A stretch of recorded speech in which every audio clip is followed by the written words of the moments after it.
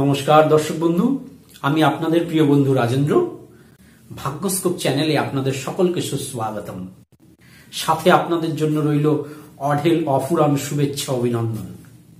প্রতিদিনের ন্যায় আজকেও একটি নতুন বিষয়ের সাথে একটি নতুন ভিডিও আপনাদের সামনে উপস্থাপন করতে চলেছি। আমার সাথে সব সময় যোগাযোগ রাখতে নিচের ফেসবুক পেজটি লাইক করুন এবং ফলো করুন।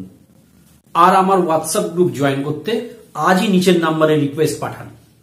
আসুন এবার আমরা মূল বিষয়ে এসে উপস্থিত হই। দর্শক বন্ধু, ছোট ছোট চিন্তা করলে কখনোই জীবনে বড় হওয়া যাবে না। সব সময় চিন্তার জায়গাটা বড় করতে হবে, তাহলেই আপনার জীবনে বড় কিছু করা সম্ভব। অর্থাৎ তার জন্য আপনার জীবনের যে ভিশন, সেটাকে এক্সপ্যান্ড করতে হয়, সেটাকে আরো চওড়া করতে হয়, যাতে আপনি বড় বড় চিন্তা করতে পারেন। এবং আপনি যত বড় চিন্তা করতে পারবেন, আপনার সফলতার পরিধি কিন্তু তত বাড়বে। আপনি যত ছোট চিন্তা করবেন, দেখবেন আপনার প্রাপ্তি কিন্তু তার থেকেও অনেক কম হবে। তাই জীবনে বড় চিন্তা করতে গেলে প্রয়োজন সঠিক জ্ঞান, উচ্চ জ্ঞানের প্রয়োজন, বুদ্ধির প্রয়োজন, কোনো প্রেরণার প্রয়োজন। এই বুদ্ধি, জ্ঞান, প্রেরণা, মন মানসিকতা এগুলো আসে কিন্তু উত্তর পূর্ব কোণ থেকে। আমাদের গৃহের উত্তর পূর্ব কোণই এই ধরনের জিনিসের জন্য সঠিক কসমিক এনার্জি আমাদেরকে প্রোভাইড করে থাকে।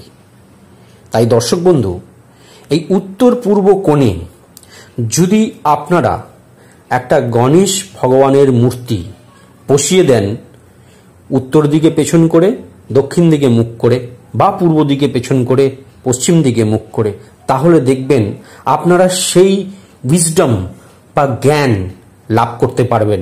আপনাদের মন মানসিকতা দেখবেন ততটা স্ট্রঙ্গার হয়ে যাবে। আপনারা জীবনে আগে এগিয়ে যাওয়ার একটা প্রেরণা শক্তি পাবেন, বা এমন গুরু পাবেন। কারণ এই উত্তর পূর্ব দিক হচ্ছে গুরুর দিক, সঠিক গুরু, মেন্টার পাওয়া। তো এই দিকে যদি আপনি গণেশ ভগবানের মূর্তি রাখেন, তাহলে জীবনে এমন একজন গুরু পাবেন যে আপনাকে জীবনে এগিয়ে নিয়ে যেতে সাহায্য করবে। কেন আমি গণেশজিকে এই দিকে রাখার কথা বললাম? কারণ গণেশ ভগবানকে আমাদের হিন্দু শাস্ত্রে বুদ্ধি ও জ্ঞানের দেবতা রূপে পূজা করা হয়। তাই এই গণেশজির যখন মূর্তি রাখবেন, তখন মনে রাখবেন যে গণেশজির মাথাটা যেন সত্যিকারের বড় হয়। অনেক স্ট্যাচুতে বা মূর্তিতে দেখবেন মাথাটা অনেক ছোট, কিন্তু দরকার মাথাটা যেন খুব বড় হয়, কানগুলো যেন বড় বড় থাকে, তার সুর যেন বাঁদিকে হাতের দিকে নেমে যায়, যেখানে লাড্ডু ধরা আছে বা ফল ধরা আছে, ফলপ্রাপ্তির দিকে যেন নেমে যায়।